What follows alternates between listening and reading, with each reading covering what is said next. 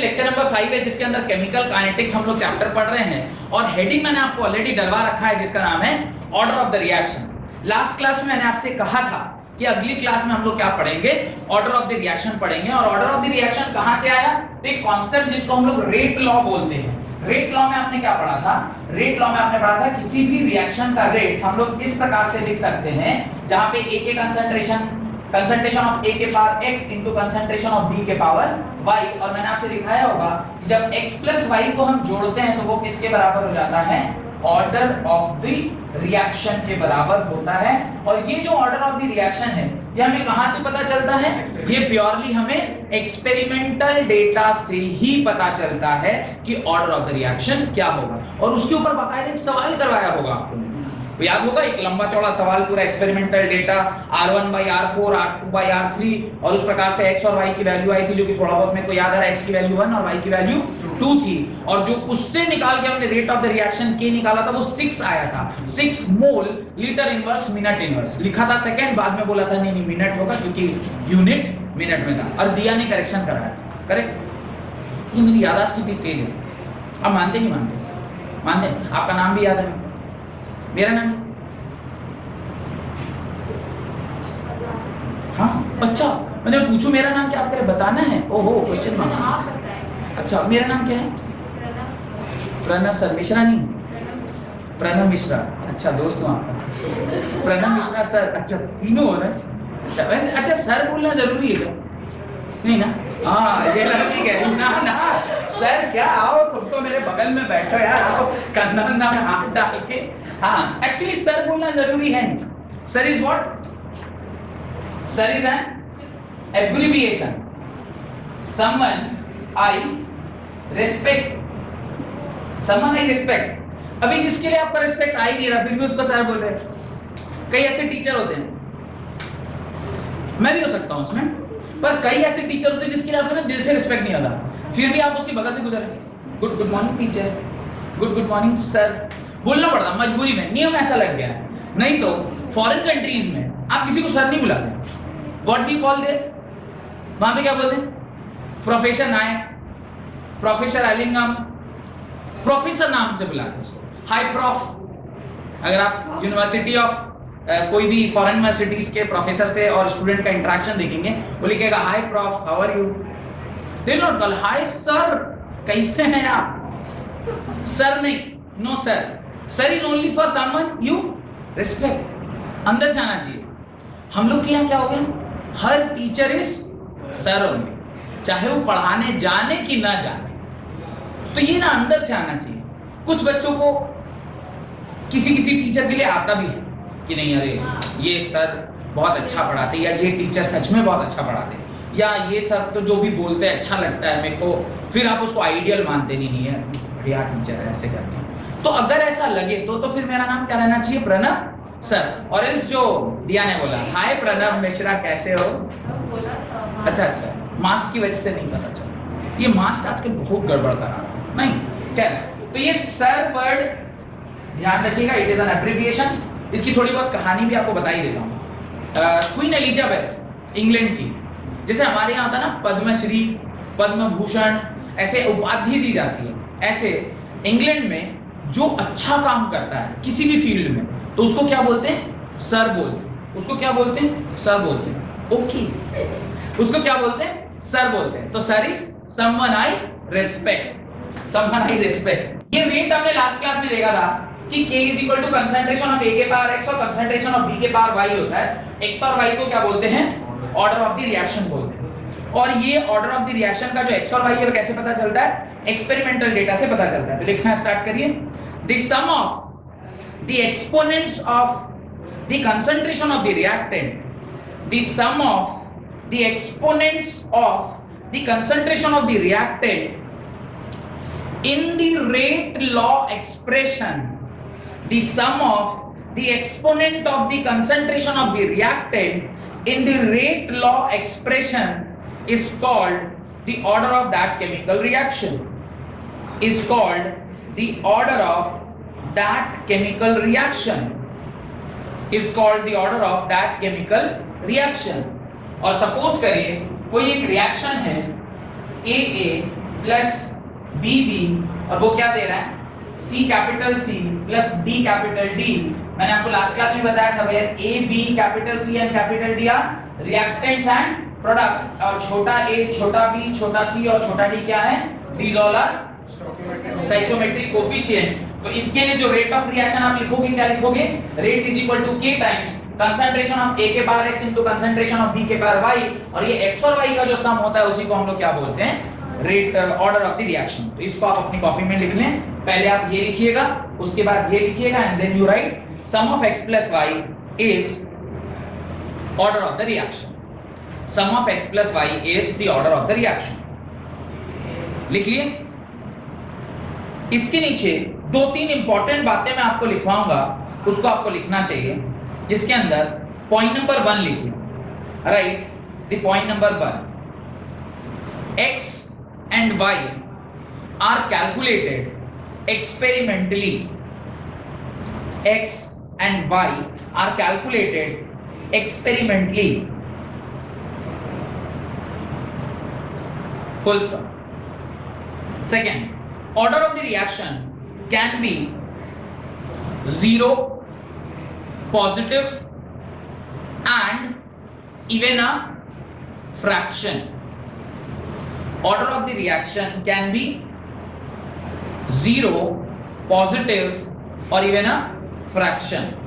एक एग्जांपल देता हूं मैं आपको फ्रैक्शन का, शायद मैंने दिया होगा, एक Cl2 के पावर 1/2, देखिए 3 एग्जांपल लिखवाया था, आप देखिए ऑर्डर में 3 एग्जांपल लिखवाया था आपको, उसके अंदर देखिए Cl2 के पावर 1/2 थी, reaction was CH3Cl plus Cl2 gives CCl3 plus HCl, याद है ना। उसके अंदर मैंने आपको जो रेट लिखवाया है देखिए CH3Cl के पावर 1 एंड Cl2 के पावर हाफ, अगर आप उसके 1 और हाफ को जोड़ेंगे तो क्या होगा 3/2, 3/2 इज अ फ्रैक्शनल नंबर। तो ऑर्डर कैन बी 0, 0 ऑर्डर का भी एक लिखवाया होगा, देखिए जहां पे H2O के पावर 0 था। तो ऐसे कई बार ऐसा भी होता है कि कुछ ऐसे रिएक्टेंट होते हैं जिसका कोई भी एटम या मॉलिक्यूल के ऊपर या कंपाउंड रिएक्टेंट के ऊपर उसका कोई योगदान नहीं, माने आप चाहे रिएक्टेंट के साथ जो भी कीजिए उसका रेट उससे ऊपर इंडिपेंडेंट है, उसको कोई लेना देना नहीं है, कई बार ऐसा भी होता है। तो वैसे रिएक्शन को आप 0 ऑर्डर रिएक्शन बोलते हैं। तो ऑर्डर किसी भी रिएक्शन का 0 हो सकता है, ऑर्डर किसी भी रिएक्शन का पॉजिटिव यानी 1 2 3 4 हो सकता है, ऑर्डर किसी भी रिएक्शन का फ्रैक्शन हो सकता है, ठीक है। नेगेटिव नहीं होगा, कैसे नेगेटिव कैसे होगा, कैसे नहीं संभव है नेगेटिव हो। अच्छा आपको एक्चुअली इसका मतलब पता ही नहीं है कि ये जो हम लोग लिख रहे हैं ये क्या है, इसलिए आप ऐसा सवाल पूछे, किसने पूछा नेगेटिव होगा कि नहीं, हाँ नेगेटिव होगा, मैं बताता हूँ। अभी आपने ये ए के कंसंट्रेशन के पावर x लिखा, हम लोग ये पता करना चाह रहे हैं कि ये जो a है वो किस प्रकार से रेट को गवर्न कर रहा है।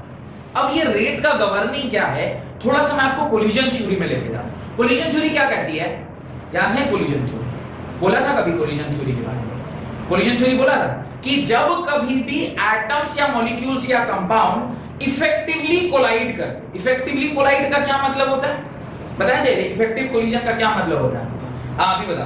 अंजलि इधर आइए, यहाँ आइए, आइए, हाँ हाँ अभी अंजलि इधर आई, अंजलि अगर इधर आई है और मैं देखना चाह रहा हूं इफेक्टिव कोलिजन क्या होता है। अभी इफेक्टिव कोलिजन पता चलेगा, देखिए मैं अगर अंजलि को ऐसे करके, एक तो पहले डर रही है, मारूंगा क्या मैं इसको, अगर मैं चाहता हूं कि इफेक्टिव कोलिजन हो, आप ऐसे मुड़ो, ऐसे, हाँ अभी मान लीजिए अगर मेरे को इफेक्टिव कोलिजन देखना है, ये हाथ और इनका गाल ऐसे बजना चाहिए, अगर ऐसे बजा तो पूरा परफेक्ट कोलिजन हो। लेकिन जब टीचर थप्पड़ चलाता तो बच्चा कैसे करता, अभी ऐसे अगर कर लिया तो क्या हो, ऐसे लग गया, ऐसे भी लगा, ऐसे भी लगा, is that effective collision? No, effective collision means ये पूरी बराबर बजना चाहिए, पूरा खट करके लगना चाहिए। लेकिन बच्चा लोग क्या कर देता है, मुंडी को थोड़ा ऐसे ऐसे हिला देता है, तो ये ऐसे नहीं हो गया, ऐसे हो गया, ऐसे हो गया, ऐसे हो गया, कुछ भी उसके अलावा हो गया तो उसको क्या बोलेंगे, इनइफेक्टिव कोलिजन या not effective collision. Effectively collide मतलब एकदम परफेक्ट कोलिजन होना चाहिए, वैसे जिससे कि इतनी एनर्जी रिलीज हो जाए कि रिएक्टेंट किस में कन्वर्ट हो जाए, प्रोडक्ट में। अब ये ए का कितना मॉलिक्यूल बी के कितने मॉलिक्यूल के साथ किस इस प्रकार से इफेक्टिवली कोलाइड करेगा कि क्या मिलेगा, प्रोडक्ट मिलेगा। तो आप कह रहे हैं कि ए का कोई भी मॉलिक्यूल बी के साथ नहीं टकराए और मेरे को क्या मिल जाए, प्रोडक्ट मिल जाए, जीरो ऑर्डर रिएक्शन। ए एक मॉलिक्यूल आपस में टकरा के प्रोडक्ट मिला दे, ए का एक मॉलिक्यूल बी के एक मॉलिक्यूल के साथ टकरा के प्रोडक्ट मिल जाए, ए का दो मॉलिक्यूल बी के एक मॉलिक्यूल के साथ, इसके पावर 2 इसके पावर 1 आपस में कोलाइड कर रहा है, प्रोडक्ट मिल जाए। समझ में आ रहा है? तो आप ऐसे बोल रहे हैं कि सर किसी ऐसे एटम के बारे में जिसका पावर -1, अब आप समझ में आ रहा है नेगेटिव बोल के क्या पूछ रहे हैं। संभव है कि किसी के एटम के पावर -1 यानी आप एटम नहीं लेके नेगेटिव में एटम ले, is it possible?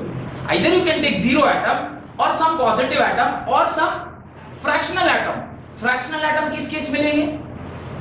Fractional atom कब लेंगे? O2 है, O2 है, मेरे को O2 नहीं चाहिए, सिर्फ ऑक्सीजन चाहिए। तो आप क्या लीजिएगा, 1/2 लीजिएगा कि नहीं लीजिएगा? अरे आपने O2 में से सिर्फ O चाहिए तो क्या करना होगा, आधा करना होगा, तब ना आप सिर्फ ऑक्सीजन लेंगे। तो वैसे केस में आप 1/2 का फैक्टर आता है कि आप एक मॉलिक्यूल था उसमें से सिर्फ एक ही ऑक्सीजन चाहिए, तो 1/2 out of both the atoms I require only one. I don't experimentally it is requiring only one atom which will collide with some other atom in order to make product. तभी negative जैसा कुछ भी नहीं हो सकता। अब समझ में आया? तो order of a reaction can never be negative. It will be 0, it will be 1, 2, 3 and some fractional number.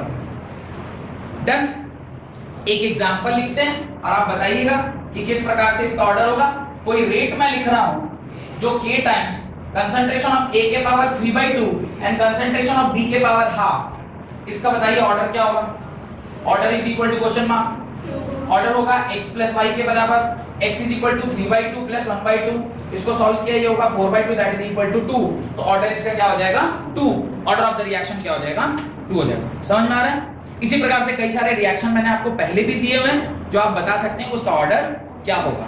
Question लिखिए, right, from a reaction P2Q, from a reaction P2Q the rate becomes 8 times, the rate becomes 8 times when the concentration of P is doubled. For a reaction P2Q the rate becomes 8 times when the concentration of P is doubled. What is the order of the reaction? What is the order of the reaction? आपको क्या निकालना है? Order इस particular reaction का निकालना है। कोशिश करिए सॉल्व करने का कि ऑर्डर क्या होगा इस पर्टिकुलर क्वेश्चन का, क्या ऑर्डर होगा। ऑर्डर निकालना है इस पर्टिकुलर रिएक्शन में जहां पर कुछ इस प्रकार का डेटा आपको प्रोवाइड किया गया है। डन?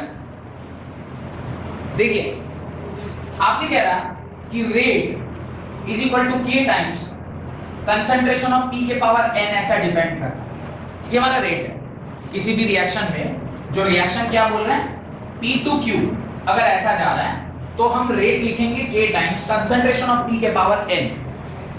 क्योंकि एक ही है, x लिखिए n लिखिए कोई फर्क नहीं पड़ता, मैं n लिख रहा हूं, x भी लिख सकते हो।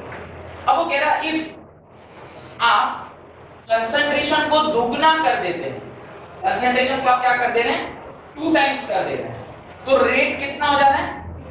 8 गुना हो जा रहा है। लिखा है ना उसने, the rate becomes 8 times when the concentration of P is doubled. तो आप जब कंसंट्रेशन क्या कर रहे हैं P का डबल कर दे रहे हैं तो रेट 8 गुना हो गया। अब अगर मैं इसे कह रहा है n की वैल्यू निकालो, मैं क्या करूंगा, इन दोनों को डिवाइड दे दूंगा, r से r कैंसिल, k से k कैंसिल, अब 1/8 is equal to concentration of P के power n whole divided by 2p के पावर n। यहां से अगर आप सॉल्व कीजिएगा 1/8 इज इक्वल टू 1/2 के पावर n, 1/2 का whole cube is equal to 1/2 के पावर n। बेस सेम तो पावर भी क्या हो जाते हैं, सेम हो जाते हैं। n की वैल्यू 3 आई, तो आप क्या बोलेंगे, order of the reaction is 3। Order of the reaction क्या होगा, 3 होगा। इस सवाल में कोई डाउट है तो पूछिए। नहीं, उसके नीचे हेडिंग डालिए एलिमेंट्री एंड कॉम्प्लेक्स रिएक्शन।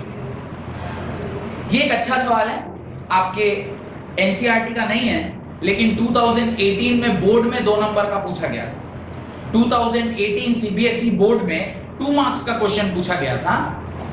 तो ये इस तरह का सवाल अगर दिया जाए तो आप निकाल लेंगे। और एक मैंने 5 मार्क्स का इंपॉर्टेंट क्वेश्चन लास्ट क्लास में करवाया था, वो जो एक्सपेरिमेंटल वाला, वो 5 मार्क्स का बहुत इंपॉर्टेंट क्वेश्चन है, उसको ध्यान रखिएगा।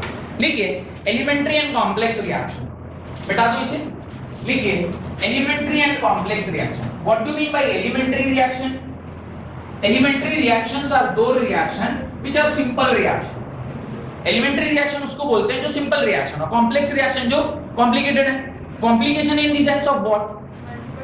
Multiple steps. मैं एक दिन और इसके बारे में आपसे जिक्र कर रहा था जब मैंने आरडीएस के बारे में बताया था कि कोई प्रोसेस अगर मल्टीपल स्टेप में हो रहा है, वो आई लव यू वाला एग्जांपल याद है?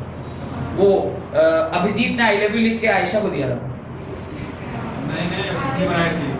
नहीं, तुम लिख रहे थे ना, मेरे को पूरा अच्छे से याद है। तुम लिख रहे थे, ये उसको चिट्ठी भर रहा था, ये चिपका रही थी और आयशा को मिला था। तुम बेवकूफ बना रहे हो। तुम आई लव यू लिख रहे थे और आयशा को मिला था, जो तुम्हारे पापा का नंबर है। तो वो एग्जांपल अगर आपको ध्यान हो तो ये काफी कॉम्प्लेक्स सा प्रोसेस था, जहां पे लेटर जो है वो बहुत लोगों के हाथों में जाते जाते फिर वहां तक पहुंचा था। उस केस में आरडीएस में समझा रहा था कि आर्यन जो काम कर रहा है उसको प्यार से अच्छे से चिपकाने का, that was the RDS, rate determining step, है ना? अभी भी नहीं याद आ रहा है तुमने आई लव यू लिखा था सर? वो फोल्ड कर रहा था, ये उसको उसमें डाल रहे थे, वो चिपका रहे थे। लेकिन लिखा तो तुमने ही था आई लव यू पहले। मैंने दिल की बात हम वहां तक पहुंचा दिए, तो फिर भी थैंक यू नहीं बोल रहा। थैंक यू तो बोल दे कम से कम, आर्गुमेंट कर रहा थैंक यू की जगह पे कट्टी। हाँ, elementary and complex reaction. Elementary reaction किसको बोलेंगे? एलिमेंट्री रिएक्शन एक ऐसा रिएक्शन है जो सिंगल स्टेप में होता है। एक स्टेप, सीधा लेकर डायरेक्ट पॉकेट में पहुंच गया। लेकिन कॉम्प्लेक्स मतलब लेटर पहुंचा पहले दोस्त के पास, दोस्त ने उसको पढ़ा, फिर उसने अपने 4 दोस्त को बताया,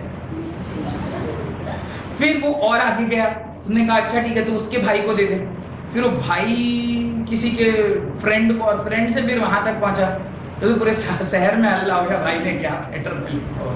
तो वैसा कोई प्रोसेस अगर हो जाए जहां पे इतने स्टेप से लेटर फाइनल पोजीशन को पहुंचे, that is a complex reaction. उसको क्या बोलते हैं? Complex reaction. ए से बी बना, ए से बी बना प्लस सी, फिर इसमें से बी ने किसी डी के साथ रिएक्ट किया, फिर बनाया ई, फिर ई किसी चीज में रिएक्ट करके बनाया एफ, और एफ से फाइनल प्रोडक्ट जी बना। तो इस प्रकार का जो रिएक्शन होता है जहां पे मल्टीपल स्टेप्स लगे होते हैं और ए से क्या मिल रहा है, फाइनल प्रोडक्ट हमें जी मिल रहा है, इस तरह के रिएक्शन को क्या बोलते हैं? कॉम्प्लेक्स रिएक्शन बोलते हैं। Whereas अगर मैं सिंपल रिएक्शन की बात करूं तो सीधे ए से क्या मिल जाए मेरे को, जी मिल जाए, उसको क्या बोलते हैं? Elementary reaction. लिखें, a balanced chemical equation do not give a true picture of how a reaction takes place. A balanced chemical equation do not give a true picture of how a reaction takes place. तो balanced chemical equation को देख के आप ये नहीं बता सकते कि रिएक्शन किस प्रकार से, किस तरह से हुई है। बात समझ आ रही है? Full stop. It is very rare that the reaction gets completed in one step. बहुत रेयरली कोई रिएक्शन एक स्टेप में खत्म होती है। It is very rare that the reaction gets completed in one step. एक स्टेप में रिएक्शन हो जाए ऐसा बड़ा रेयरली देखने को मिलता है। ठीक है? अगर कोई रिएक्शन एक स्टेप में हो जाए तो उसे क्या बोलेंगे? Elementary reaction. अगर कोई रिएक्शन मल्टीपल स्टेप्स में होती है तो उसे क्या बोलते हैं? Complex reaction. लिखिए, the reaction taking place in one step, the reaction taking place in one step are called elementary reaction. The reaction taking place in one step is known as elementary reaction. Whereas when a sequence of elementary reaction, whereas a sequence of elementary reaction, bracket में लिखिएगा, called mechanism, जिसके बारे में आपसे एक दिन कह रहा था, मैकेनिज्म ऑफ द रिएक्शन, पूरा जो रिएक्शन है वो किस प्रकार से हुआ, mechanism of a reaction gives us the product The reaction is known as complex reaction. The reaction is known as complex reaction. When a sequence of elementary reaction called mechanism, bracket में लिखिएगा called mechanism, gives us the product, the reaction is known as complex reaction. Each step in a complex reaction is an elementary step of a reaction. Each step of a reaction is called the elementary step of a reaction. आज मैं आपको class 11th में आपने एक mechanism पढ़ा था SN2 reaction, वो समझाता हूं और उसकी मदद से हम ये रिएक्शन का जो कॉम्प्लेक्सिटी है उसको समझते हैं। अब देखिए, अगर आपको ध्यान हो तो SN2 मैकेनिज्म क्या होता है? SN2 का फुल फॉर्म कोई बता सकता है? नहीं, क्लास 11 में पढ़े होंगे ना, रिएक्शन मैकेनिज्म के अंदर नहीं पढ़े थे, कोई बात नहीं। देखिए, इसको बोलते हैं nucleophilic substitution reaction that two कैसा? बाइमॉलिक्यूलर। कैसा? बाइमॉलिक्यूलर। इसी मैकेनिज्म को समझने में मैं आपसे दो तीन चीजें आपको समझाऊंगा। एक चीज समझाऊंगा what is molecularity of a reaction, second चीज समझाऊंगा कि कॉम्प्लेक्स रिएक्शन किसे कहते हैं। जब मल्टीपल स्टेप में रिएक्शन होता है तो उसको ये मल्टीपल स्टेप या कॉम्प्लेक्स रिएक्शन बोलते हैं। और तीसरा SN2 रिएक्शन जो आप भूल गए हैं, ये भी आपको दोबारा से याद दिला। SN2 मतलब nucleophilic substitution reaction बाइमॉलिक्यूलर।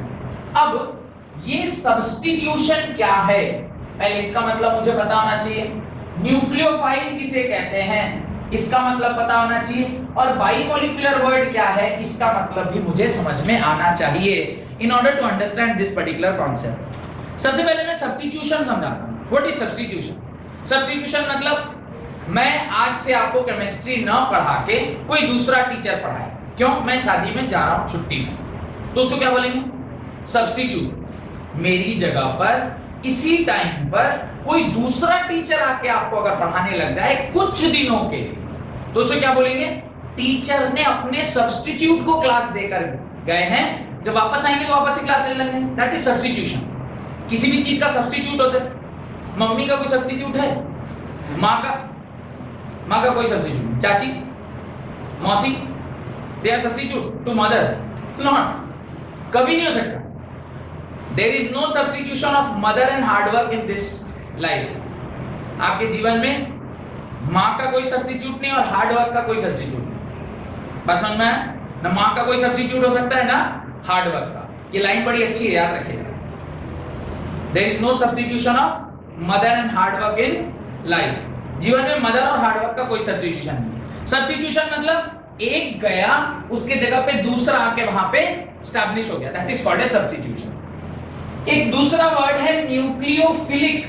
What is nucleophile? Nucleophile से न्यूक्लियोफिलिक वर्ड बना होगा। न्यूक्लियस के अंदर कौन रहता है? पॉजिटिव चार्ज, यानी न्यूट्रॉन एंड प्रोटॉन। जिसको पॉजिटिव चार्ज के प्रति लव हो, फिलिक माने love, philic word means love, phobic means भय, डर। वो कई बार बोलते हैं ना हाइड्रोफोबिया। हाइड्रोफोबिया माने पानी से डर, तो फोबिया माने डर और फिलिक माने लव, लव टुवर्ड्स प्रोटॉन। कौन प्रोटॉन को प्यार करेगा? जिसके ऊपर नेगेटिव चार्ज होगा, जिसके ऊपर positive charge. Obviously negative charge वाला। तो न्यूक्लियोफाइल एक ऐसे चीज को बोलते हैं जिसके ऊपर कौन सा चार्ज होता है? Negative charge. नेगेटिव चार्ज वाला न्यूक्लियोफाइल जो कि जहां कहीं भी पॉजिटिव साइड देखेगा उसके ऊपर क्या कर देगा? अटैक कर देगा। उसके ऊपर क्या करेगा? अटैक करेगा। तो उसको क्या बोलते हैं? न्यूक्लियोफाइल। ये न्यूक्लियोफाइल हो गया। सब्स्टिट्यूशन की मतलब आपको समझ में आ गई। रिएक्शन ये तो होगा ही अभी थोड़ी देर में। बाइमॉलिक्यूलर क्या है उसको समझने के लिए मैं एक रिएक्शन लिखूंगा, ध्यान से देखिएगा। ये आपका एक कंपाउंड है CX, इसके अंदर मैं इस प्रकार से HRR' सपोज ये एक या सोडियम, तीनों को H ही ले, ये इस प्रकार से आपका एक कंपाउंड है जिसको हम लोग CH3X, CH3X माने X मतलब वो वाला X नहीं जो मैंने एक बार बताया था, दिल पे पत्थर रख के ब्रेकअप कर दिया, वो वाला X। यहाँ पे X किसको बोलते हैं?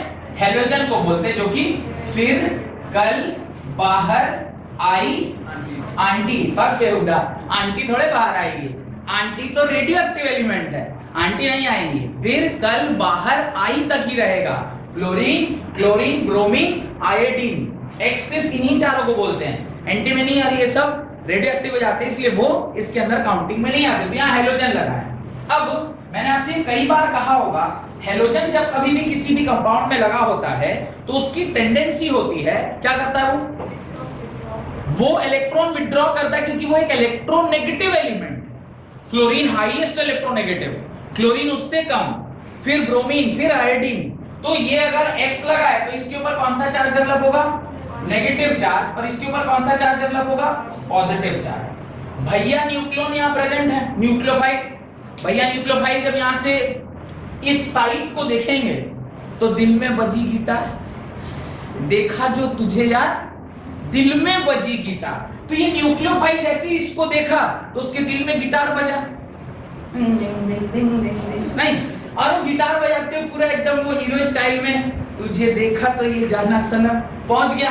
अब इधर से आया, इधर इसकी वाइफ बड़ी खड़ी आ गई, मेरे हस्बैंड को देख के लाइन मार रही है, ये इसको इधर से आने नहीं देगी, अब ये इसको इधर से ये अटैक करेगा, ये इधर अटैक करेगा, लेकिन नेगेटिव नेगेटिव, मेरी वाइफ मेरे हस्बैंड के ऊपर डोरा डाल रही है, उसको भगा दे।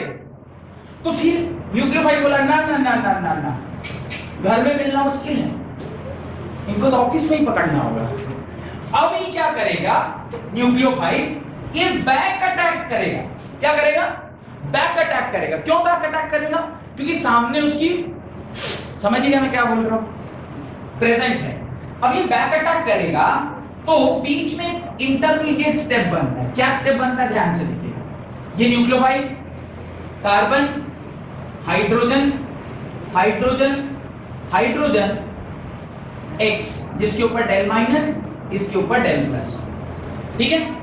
ये यहां से जो यहां आया, इसी जो स्टेट को इंटरमीडिएट कॉम्प्लेक्स, ऐसे कुछ वर्ड बताए थे क्या? इंटरमीडिएट कॉम्प्लेक्स फॉर्मेशन होता है। एक लेक्चर में, सेकंड या थर्ड लेक्चर में आपको मैंने बताया होगा, इंटरमीडिएट फॉर्मेशन होता है जहां पे बहुत कम समय के लिए हाईली अनस्टेबल प्रोडक्ट बनता है, बहुत कम समय के लिए। अब ये कम समय के लिए अनस्टेबल क्यों है? एक साथ गर्लफ्रेंड और वाइफ दोनों को मैनेज करना, आप समझ पा रहे हैं? एक तो वाइफ ही मैनेज नहीं होती, गर्लफ्रेंड भी मैनेज करना। पेंटावेलेंट हो गया है कार्बन। कार्बन के कितने बॉन्ड हो गए? 5 बॉन्ड। संभव है? कार्बन कितने बॉन्ड रखता है? 4। अभी कितने हो गए? 5। उसमें एक गर्लफ्रेंड और एक वाइफ। समझ पा रहे हैं? तुम ज्यादा इंटरेस्टेड हो वाइफ और गर्लफ्रेंड में। पेंटावेलेंट कार्बन है। पेंटावेलेंट कार्बन अगर होगा तो वो ज्यादा देर तक वैसा नहीं रख पाएगा, फिर वो डिसाइड करेगा, वो डिसाइड करेगा किसको रखूं। रखेगा किसको? जिसके साथ उसका मन रहा है, मन मिल रहा है। यहां पे मन नहीं मिलता है, यहां पे वो स्टेबिलिटी चेक करता है। मन तो मैं अपने वाले एग्जांपल में दे रहा हूं। यहां पे वो चेक करेगा मैं किसके साथ ज्यादा स्टेबल हूं, इसके साथ ज्यादा स्टेबल या फिर इसके साथ ज्यादा स्टेबल। ये कहेगा इसके साथ ज्यादा स्टेबल है, तो ये बॉन्ड फॉर्म होगा, BF, बॉन्ड फॉर्मेशन। वो वाला नहीं जो आप लोग सोचते हैं, बॉन्ड फॉर्मेशन, बॉयफ्रेंड नहीं, बॉन्ड फॉर्मेशन। यहाँ पे बॉन्ड ब्रेकिंग, BB, वो वाला नहीं जो मैं सोच रहा हूं। बॉन्ड ब्रेक क्यों हो रहा है? ये बॉन्ड ब्रेक होगा और ये बॉन्ड फॉर्म होगा, ये यहां से टूटेगा और इसके बाद जो आपको प्रोडक्ट मिलेगा वो क्या मिलेगा? Nucleophile, carbon, hydrogen, hydrogen and hydrogen. Done. अब ये एक स्टेप में तो होगा नहीं, मल्टीपल स्टेप्स में होंगे ये पर्टिकुलर रिएक्शन। मल्टीपल स्टेप में हुआ तो इस पूरे रिएक्शन में जो सबसे क्रिटिकल स्टेप था वो था आपका और आपकी वाइफ का डाइवोर्स। इसको छोड़ना ही ना सबसे क्रिटिकल है। तो पहले से लटकी हुई, पहले से जो यहाँ x लगा हुआ है उसी को ना निकालना सबसे कठिन है। अरे इसको नया जोड़ना तो इंटरेस्टेड ही है जुड़ने के लिए, जो इसको निकालना सबसे कठिन स्टेप था। जो सबसे कठिन स्टेप होता है किसी भी रिएक्शन का वही रेट डिटरमाइन करता है। आपको कल बताया था कि जो सबसे डिफिकल्ट स्टेप है वही रेट डिटरमाइन करता है। तो रेट डिटरमाइनिंग स्टेप जब ये निकल रहा है, जिस स्टेप में रेट डिटरमाइन हो रहा है वहां एक मॉलिक्यूल है या दो molecule? CH3X was one molecule and nucleophile was the other molecule. Nucleophile was getting attached and X was getting detached. तो यहाँ पे कितने मॉलिक्यूल थे? दो मॉलिक्यूल। बाइमॉलिक्यूलर रिएक्शन है, because in the intermediate step, which is the rate determining step of the reaction, the molecularity of the reaction is 2. Number of moles required to complete the reaction is 2. That's why it is called as bimolecular. और जब ऐसा होगा तो वहां पे क्या लगा होगा? 2 लगा होगा। तो क्या सर SN1 भी होता होगा? SN1 भी होता होगा यहाँ पे सब्स्टिट्यूशन, न्यूक्लियोफिलिक सब्स्टिट्यूशन यूनिमोलिकुलर, ऐसे भी होता होगा। बात समझ में आ रही है? तो इस पर्टिकुलर एग्जांपल से आपको क्या क्या समझ में आया? एक तो वो जो X क्या होता है, X और V एट द स्टेप कितने मॉलिक्यूल्स लग रहे हैं, इस तरह के कॉम्प्लेक्स रिएक्शन में वो वाला स्टेप जो रेट डिटरमाइन कर रहा है। और जब मल्टीपल स्टेप में रिएक्शन होती है तो उसको कॉम्प्लेक्स रिएक्शन बोलते हैं, जिसमें each step is a elementary reaction. और जो सबसे कॉम्प्लिकेटेड या रेट डिटरमाइनिंग स्टेप होता है उसमें जितने मॉलिक्यूल लगते हैं उसी के बेसिस पे हम क्या निकालते हैं? मॉलिक्यूलरिटी निकालते हैं। बात समझ में आ रही है?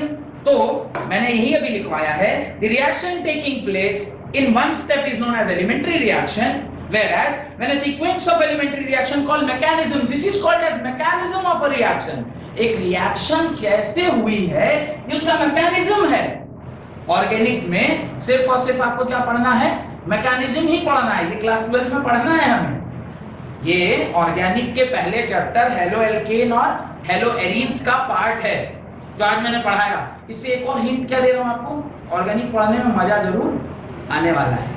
खैर, तो इस तरह का जो रिएक्शन होता है जिसके अंदर मल्टीपल स्टेप्स होते हैं उसको क्या बोलते हैं? Complex reaction. बात समझ में आ गई? इसको एक एग्जांपल के तौर में आप वहां पर लिख लें जिससे आपको ये complex reaction, molecularity of a reaction, rate determining step of a reaction, इन सारी बातों का थोड़ा थोड़ा ज्ञान मैंने इस पर्टिकुलर केस में दे दिया। मिलके मेरे को, मेरी वाइफ बोलती है कि आप बिगड़ रहे हैं वहां जाके, और मैं बोलता हूं उसको बच्चे लोग बिगाड़ रहे हैं, मैं क्या बिगाड़ दिया? करेक्ट बिगाड़ रहे ना आप लोग? हाँ, ये कह भी रहे आप ही। चलिए, तो होप कि ये आपने सारा लिख लिया है। ये सारा आप लोगों ने लिख लिया होगा। हेडिंग डालें units of rate constant. Heading डालें यूनिट्स ऑफ रेट कांस्टेंट। ये बहुत इंपॉर्टेंट है। वैसे तो काफी डिटेल में हम लोग इसे पढ़ेंगे जब ऑर्गेनिक पढ़ रहे होंगे, तो ये काफी डिटेल में पढ़ेंगे इस बारे को, इस रिएक्शन को और अच्छे से पढ़ेंगे। काफी सारे कॉन्सेप्ट्स इसके अंदर छुपे हुए जो मैंने नहीं बताया है तब पढ़ेंगे जब इसे पढ़ना है।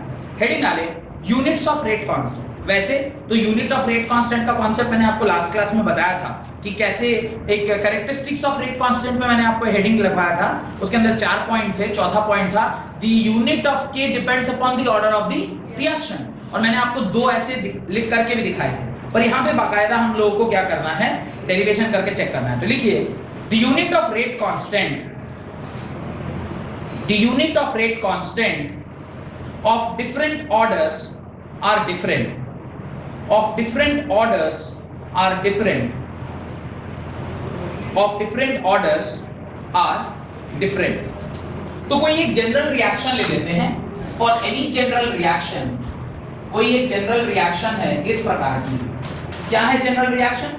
The general reaction is of this type, जो कह रहा है rate is equal to k times concentration of a के power x into concentration of b के पावर y।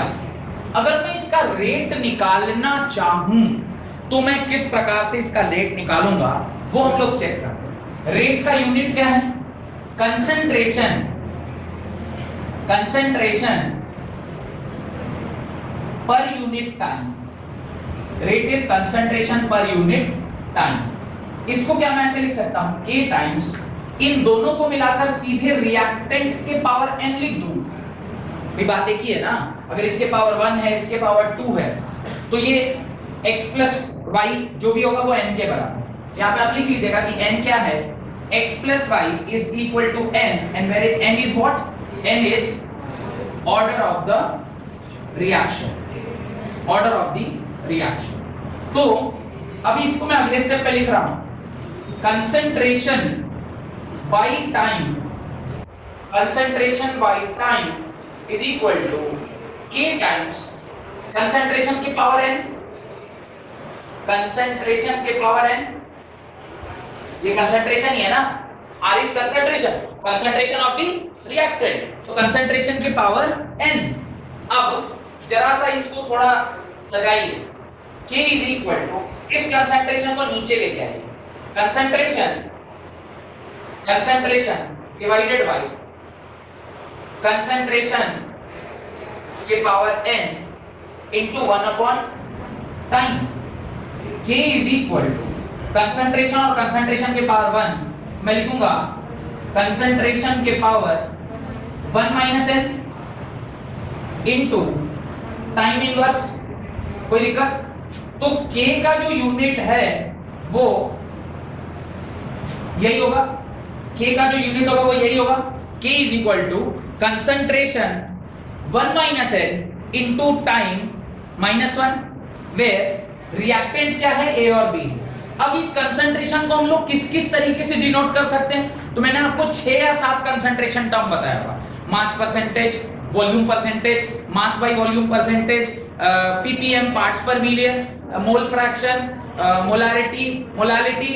बट ज्यादातर हम लोग ये जो कंसंट्रेशन है इसको मोलारिटी में रिप्रेजेंट करते हैं, MOLARITY, मोलारिटी में।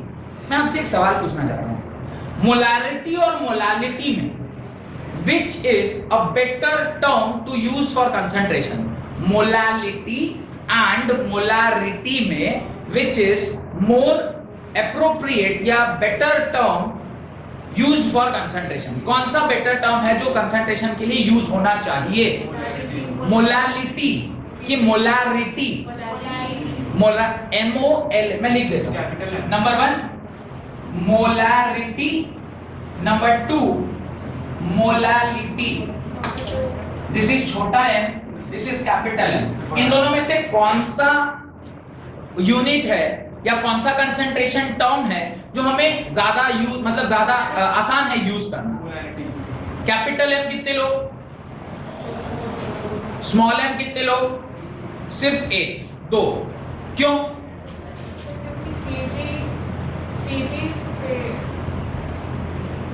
टेम्परेचर पे डिपेंडेंस नहीं है, सॉल्वेंट की भी। Very good, very good, very good. ये जो m है, मोलालिटी जो है, इसका डेफिनेशन ध्यान करिए, m is equal to mass of, sorry, moles of solute, moles of solute by mass of solvent, solvent in kg। लेकिन आप जब कैपिटल M को याद करिए, उसका डेफिनेशन था moles of solute by volume of solution in LTR। अब the moment आपने यहां वॉल्यूम लिख दिया, वॉल्यूम लिखा, तो ये टेम्परेचर डिपेंडेंट हो गया, टेम्परेचर डिपेंडेंट हो गया, तो molarity capital M will change with temperature. Capital M जो है वो टेम्परेचर के साथ परिवर्तनशील है, लेकिन ये जो छोटा m है, मोलालिटी वाला जो m है, ये किसके ऊपर डिपेंड कर रहा है? सिर्फ और सिर्फ मास के ऊपर। मोल्स भी क्या है? Mass upon molecular mass, mass by mass, and mass नीचे भी मास। मास टेम्परेचर से इंडिपेंडेंट होता है। आप क्लास 11th में थर्मोडायनामिक्स चैप्टर में intrinsic and extrinsic physical quantities के बारे में पढ़े थे। One was dependent on temperature, one was independent of temperature. एक को टेम्परेचर के साथ डिपेंडेंसी था, एक को नहीं था। Mass was not dependent. आप यानी ये कह रहे हैं कि मास, अगर किसी का टेम्परेचर बढ़ जाए तो उसका मास भी बढ़ जाएगा? नहीं बढ़ेगा। वॉल्यूम में चेंज, यू कैन कॉन्ट्रैक्ट और एक्सपैंड, आप एक्सपैंड कर सकते हैं, कॉन्ट्रैक्ट कर सकते हैं, पर आपका जो मैटर कंटेंट है वो टेम्परेचर के बढ़ने से चेंज नहीं होगा। तो एब्सोल्यूट कौन है? ऊपर वाला, नीचे वाला? ऊपर वाला एब्सोल्यूट है, वो चेंज नहीं कर रहा है। Molality is not changing. अच्छा आप यहां आ गए, मैं यहां, अच्छा ये molarity is not changing, whereas molarity is changing, इसलिए ये ज्यादा एप्रोप्रिएट है या बेटर है टू यूज। बट वहां पे एक छोटा सा प्रॉब्लम है, आप जब ये कैलकुलेट कर रहे हैं तो आप क्या चाहिए, मास of solvent.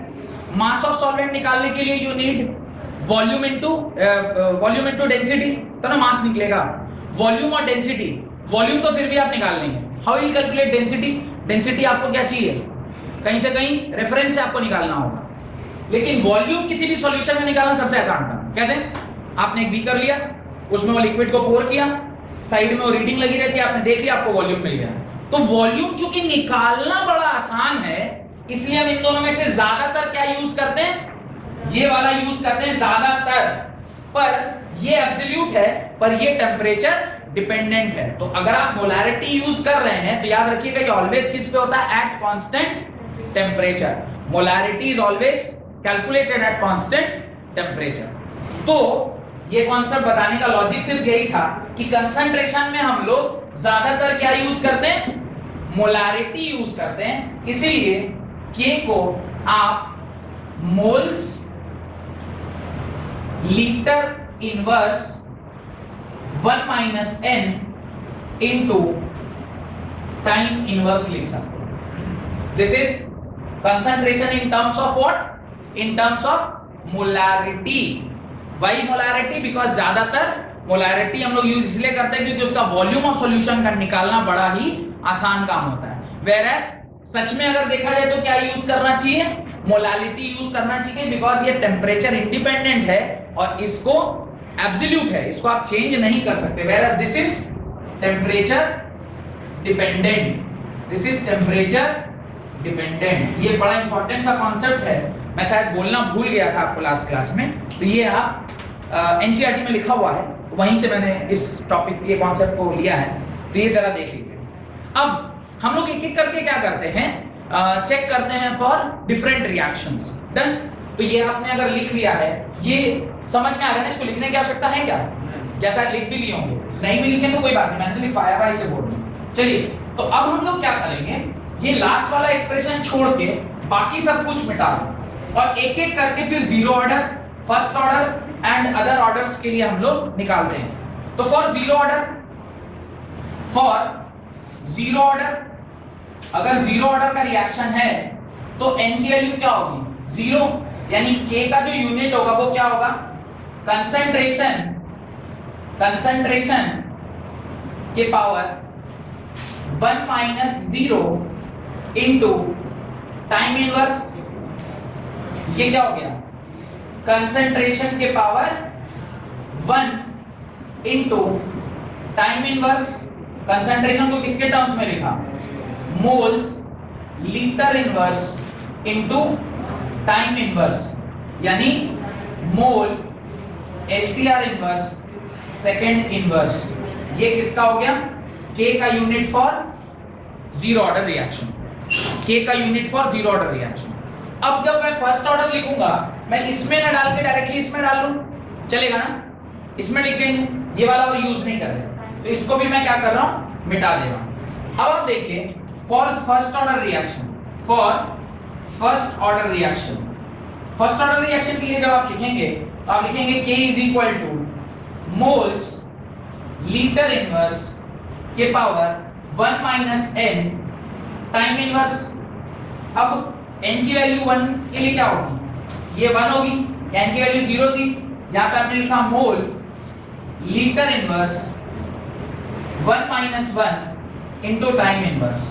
1 minus 1 is 0, anything to the power 0 is 1 into time inverse, यानी इनडायरेक्टली आप जब इसका यूनिट लिखेंगे तो यूनिट क्या होगा, सेकेंड इनवर्स या टाइम इनवर्स। तो फर्स्ट ऑर्डर रिएक्शन के लिए K का यूनिट क्या होता है, टाइम इनवर्स। ये शायद मैंने आपको लास्ट क्लास में भी कैलकुलेट करवाया था।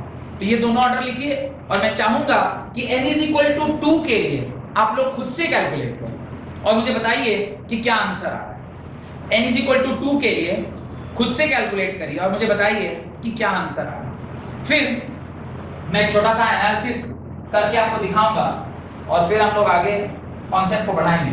तो जब n इज इक्वल टू 2, यानी for second order reaction we are talking about second order reaction. तो यहाँ पे क्या हो जाएगा 1 माइनस 2, ये हो जाएगा -1, ये -1 और कंसंट्रेशन के बाद -1, तो ये -1 पहले से था, तो ये हो जाएगा +1 और ये -1, ये हो जाएगा +1, ये -1। मेरे ख्याल से यही आना चाहिए। Mole inverse litre second inverse, mole inverse litre second inverse, ये सेकंड ऑर्डर की है, mole inverse litre second inverse. Done. तो first order, second order, zero order, इसके अलावा कुछ भी नहीं है। और ये जो एक्सप्रेशन मैंने थोड़ी देर पहले लिखवाया था, मोल लीटर इनवर्स के पावर 1 माइनस 1 सेकंड इनवर्स, वो क्या होता है? General for any order of the reaction, where n is what? Order of the reaction. n is what? Order of the reaction. Done? 0, 1 और 2 के लिए लिख लिए सब लोग। ये अब ना मैं एक काम करता हूं, आपको थोड़ा सा यहाँ पे लिख के दिखाता हूं। देखिए, आपने n is equal to 0 के लिए जब लिखा है, मैं सिर्फ तीनों को लिख के देखता हूं। क्या लिखा है देखिए, मोल लीटर इनवर्स सेकेंड इनवर्स।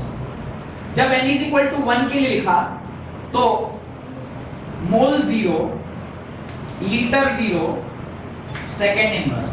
जब n is equal to 1 के लिए लिख रहे हैं, यह आएगा मोल -1 LTR +1 second inverse. n is equal to 2 के लिए मैं चाहूंगा, सॉरी ये n is equal to 2 के लिए लिखा है, n is equal to 3 के लिए मैं चाहूंगा आप डायरेक्टली लिखें। कैसे डायरेक्टली लिखेंगे मैं अभी समझाता हूं आपको। देखिए, थोड़ा ध्यान से देखिएगा, अगर ये चीज समझ में आ गया तो आपको ना एक पैटर्न दिखाई देगा, थोड़ा बहुत रीजनिंग का पैटर्न देखिए। आप यहाँ देखिए, मोल 0, यहाँ पे +1 0 -1, 3 के लिए लिखेंगे तो क्या लिखेंगे? मोल -2 लिखेंगे, ठीक है? -1 0 +1, इसको क्या लिखेंगे? +2 लिखेंगे। और सेकंड इनवर्स, यानी किसी भी ऑर्डर को अगर आपको लिखना है तो आप ऐसे पैटर्न से भी लिख सकते हैं। बात समझ में आ रही है? तो ये इस प्रकार से आपको ध्यान हो जाना चाहिए। और इसका क्या फायदा होगा, मैंने आपको क्या बताया, डायरेक्टली क्वेश्चन में यूनिट देख के आप बता देंगे कौन सा ऑर्डर का रिएक्शन है। यूनिट देखा सेकंड इनवर्स, ऑटोमेटिक चमकना चाहिए ये कौन सा ऑर्डर का रिएक्शन है, फर्स्ट ऑर्डर रिएक्शन। यूनिट देखा मोल लीटर इनवर्स सेकंड इनवर्स, कौन सा रिएक्शन होगा? Zero order reaction. यूनिट देखा मोल इनवर्स लीटर सेकंड इनवर्स, कौन सा ऑर्डर रिएक्शन होगा? Second order. एग्जाम में यूनिट देख के ऑर्डर पहचाना और ऑर्डर के बाद उसका सवाल सॉल्व करना आसान हो जाएगा, क्योंकि once you know the order solving the question becomes very easy. तो इस प्रकार से ये कॉन्सेप्ट आपको समझ में आ गया। हेडिंग डालिए molecularity of a reaction. Heading डालिए मोलिकुलरिटी ऑफ अ रिएक्शन। ये मिटा रहा हूं मैं, जो बोर्ड पर लिखा हुआ है ये सिर्फ लिख लीजिएगा in order to make yourself understand कि किस प्रकार से आप किसी भी रिएक्शन का मॉलिक्यूलरिटी के का जो यूनिट है वो बड़ी आसानी से क्या कर सकते हैं, निकाल सकते हैं। अगर कोई N4 के लिए बोलेगा निकाल लेंगे। N4 के लिए क्या होगा? मोल -3 लीटर +3 सेकंड इनवर्स। बड़ा आसान है नहीं? चलिए हेडिंग डालिए मॉलिक्यूलरिटी ऑफ अ रिएक्शन। लिख लिया यहां तक? ये लिख लिया सब लोग? लिखिए मॉलिक्यूलरिटी ऑफ अ रिएक्शन। अब किसी भी रिएक्शन का मॉलिक्यूलरिटी क्या हो, right? According to the collision theory, starting ही पहला लाइन में उसने क्या बोल दिया? According to the collision theory. और कोलिजन थ्योरी क्या होती है? अभी अंजलि ने बताया ना आपको कि गाल में पूरा स्ट्रेट ऐसे बजना चाहिए, that is collision. Effective collision, word क्या है? Effective collision. कोलिजन तो बहुत सारे हो रहे हैं, पर इफेक्टिव कोलिजन आपको क्या बना के देता है? प्रोडक्ट बना के देता है। इफेक्टिव कोलाइड नहीं करेगा तो प्रोडक्ट नहीं मिलेगा। According to the collision theory, in order for a reaction to take place, according to collision theory, in order for a reaction to take place, the atom comma ion और molecule of the reactant, the atoms comma ions or the molecules of the reactant must come close together simultaneously. Atoms comma ions or molecules of the reactants must come close together simultaneously and collide with one another, and collide with one another, and collide with one another. तो जब कभी भी product form होता है तो atoms या ions या molecules आपस में कोलाइड करना जरूरी है, बिना कोलिजन के प्रोडक्ट बनना संभव नहीं है। Therefore, the number of reacting species taking part in an elementary reaction, underline करिएगा elementary reaction, the number of reacting species taking part in an elementary reaction। अब आप कहेंगे सर ये तो elementary reaction बोल रहा है, फिर complex reaction का क्या होगा? complex reaction में भी वो वाला स्टेप जो RDS है, रेट डिटरमाइनिंग स्टेप है। आपने एक लाइन लिखा है कॉम्प्लेक्स रिएक्शन के लास्ट में कि each step of a complex reaction is also a elementary reaction. पढ़िए, देखिए लिखा है वहां पे, each step of a elementary reaction, each step of a complex reaction is a elementary reaction. तो हर स्टेप, वो वाला स्टेप जो रेट को डिटरमाइन कर रहा होगा, वो भी एक एलिमेंट्री रिएक्शन है, इसलिए यहां पर एलिमेंट्री रिएक्शन वर्ड यूज किया है। बात समझ में आ रही है? लिखिए, therefore the number of reacting species taking part in an elementary reaction which must collide simultaneously in order to bring about a chemical reaction, taking part in an elementary reaction which must collide simultaneously in order to bring about a chemical reaction is known as molecularity of a reaction, is known as molecularity of a reaction, is known as molecularity of a reaction, is known as molecularity of a reaction। Done? Example लिखिए, NH4NO2, NH4NO2, NH4NO2 gives N2 plus twice of water, N2 plus twice of water। ये एक ऐसा reaction है जिसकी मॉलिक्यूलैरिटी क्या है? 1 है। मॉलिक्यूलैरिटी क्या है? 1। मॉलिक्यूलैरिटी इज इक्वल टू 1, यानी एक ही एटम इसका आपस में कोलाइड करेगा और क्या बनाएगा? इस मॉलिक्यूल का N2 प्लस वाटर टूट के बन जाएगा, इसलिए ये डीकंपोजिशन रिएक्शन। ये क्या है? डीकंपोजिशन। ये डीकंपोज करके आपको क्या मिल रहा है? This and this. सेकंड लिखिए, डीकंपोजिशन ऑफ HI। सेकंड ये था डीकंपोजिशन ऑफ NH4NO2। सेकंड लिख रहे हैं example number 2, decomposition of HI, twice of HI gives H2 plus I2।